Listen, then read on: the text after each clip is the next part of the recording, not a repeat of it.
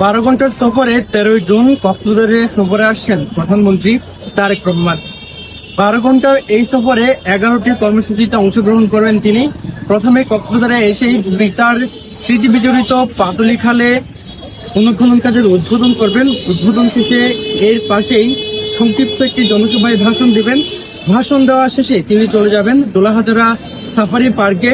Safari পার্কে গিয়ে safari park পরিদর্শন করবেন। সাফারি পার্ক পরিদর্শন শেষে তিনি বৃক্ষরোপণ কর্মসূচিতে অংশগ্রহণ করবেন। বৃক্ষরোপণ কর্মসূচি শেষে তিনি চলে যাবেন পিকওয়াই।